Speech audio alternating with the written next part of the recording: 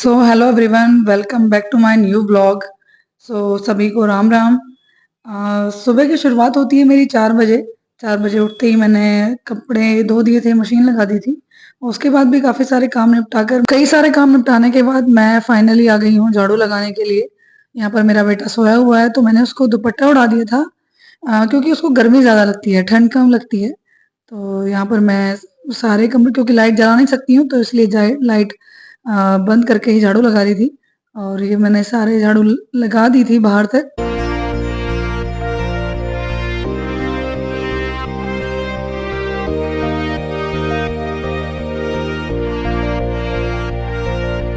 उसके बाद जो मैंने कपड़े धुले थे 4 बजे, उनको ऊपर सुखाना था तो मैं वही सब इकट्ठे करके लेके जा रही हूँ। साथ में मेरा बेटा और उसकी बुआ भी गई। वहाँ पर वो उसको खीर खिला रही थी। मैंने सुबह उसके लिए थोड़ी-सी खीर बना दी थी, क्योंकि उसको खीर बहुत पसंद है और उसको किशमिश वाली खीर ज़्यादा खाना अच्छा लगता है, तो मैंने वही उसके लिए बनाई थी। और यहाँ पर मैंने सारे कपड़े सुखा दिए थे।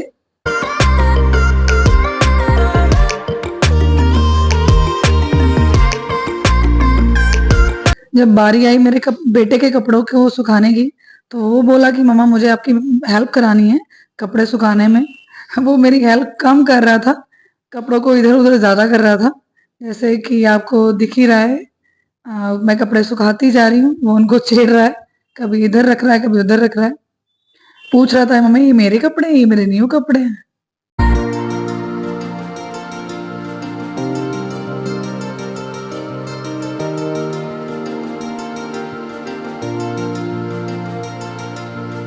अभी सर्दी भी आ गई है तो मैंने अपने बेटे के सारे कपड़े जो गरम रखे हुए थे वो सारे धुल दिए हैं। क्योंकि क्या होता है ना, जो रखे हुए कपड़े होते हैं उनमें से थोड़ी बहुत स्मेल आती है या इचिंग भी हो जाती है बच्चों को, तो इसलिए मैं उसको धुल के ही उन्हें पहनाती हूँ। उसके बाद मैंने उसकी बुआ के साथ मिलकर गेहूँ को सुखाया। मैं इकट्ठा ही 5-6 कट्टे गेहूँ धो लेती हूँ। उसके बाद क्या होता है ना, आसानी होती है, जब भी आटा खत्म हो जाता है तो एक कट्टे को सुखाकर उसको पीसने के लिए भेज देते हैं, तो उससे आसानी हो जाती है।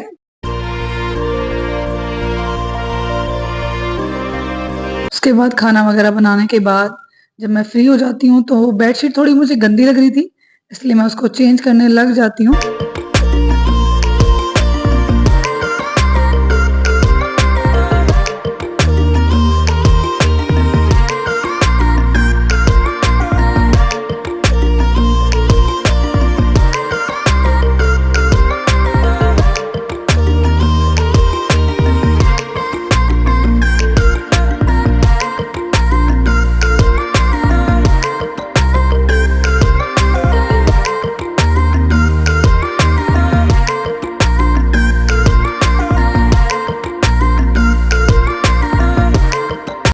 उसके बाद मुझे अपने बेटे को भी नहलाना था और मुझे भी नहाना था, तो मैंने यहाँ पर अपने कपड़े निकाल कर रख दिए।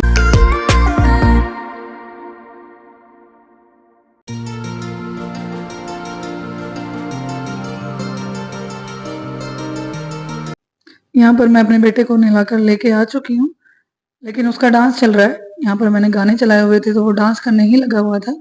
बहुत ज़्यादा परेशान कर देता तो मुझे गुस्सा आ जाता है फिर वो चुप खड़ा हो गया।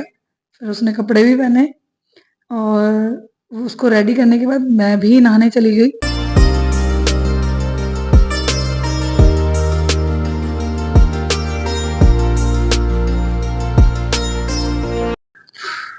मैं भी नहा धोकर तैयार हो गई थी, क्योंकि हम दोनों जा रहे थे उसकी मौसी के पास। उसकी मौसी का पार्लर है, वहीं पर हमें जाना था। ये हम पहुँच चुके थे, तो उसको चढ़ने में सीढ़ियों में परेशानी हो रही थी। ये पहुँच गया वो अपनी मौसी के पास। हमको घर आने के बाद सबकी फ़रमाइश थी कि सबको नमकीन चावल खाने हैं, सो मैं यहाँ पर बनाने लग गई थी सभी के लिए नमकीन चावल। तो यहाँ पर सबसे पहले मैंने थोड़ा-सा तेल चढ़ाया, उसमें जीरा वगैरह डाला, लहसुन, प्याज़ डालकर उन्हें अच्छे से भून लिया।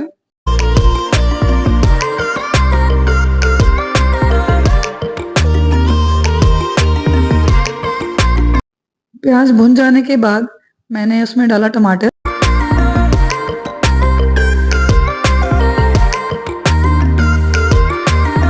और टमाटर के साथ ही धनिया, हल्दी, नमक और लाल मिर्ची पाउडर ये सभी मैंने डाल दिए थे। मसाले को थोड़ी देर भूनने के लिए रख दिया था। मसाला भुन गया और मसाले ने तेल को छोड़ दिया, तो मैंने उसमें चावल डाल दिए।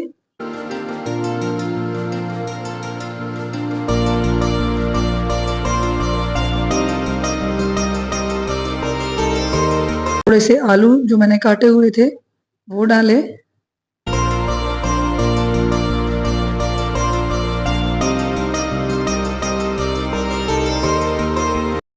उसके बाद कुकर को रख दिया। 3 सीटी में हमारे नमकीन चावल बन चुके थे। यहाँ पर जो शाम के बर्तन थोड़े बहुत रहते हैं, मैं उनको साफ करने में लग गई थी, और जो साफ बर्तन रखे हुए थे उनको मैंने सारा रैक में जमा दिया था।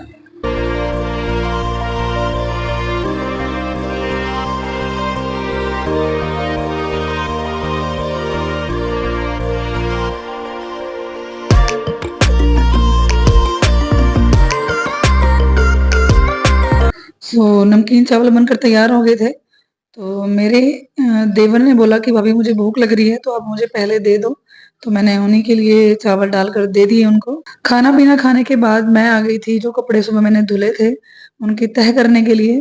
क्योंकि क्या होता है ना, मैं खाना खाने के बाद 15-20 मिनट बैठती नहीं हूँ, तो उसमें जो अगर मैं कपड़े धोती हूँ तो मेरे कपड़ों की तह भी बन जाती है, और थोड़ी देर खाना पचने के लिए मेरी एक्सरसाइज भी हो जाती है।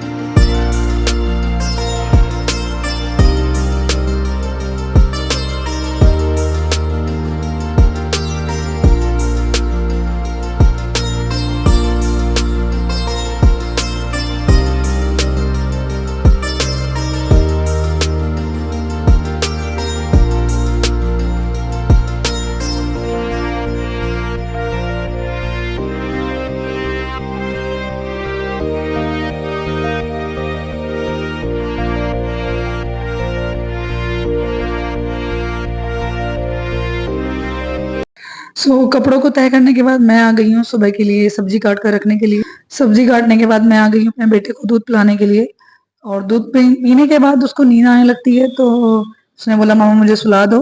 तो मैंने उसको हनुमान चालीसा सुनाई और वो सो गया। ऐसा था मेरा आज का दिन। आपको कैसा लगा मुझे ज़रूर बताइएगा, और वीडियो को लाइक कीजिएगा और चैनल को सब्सक्राइब कीजिएगा।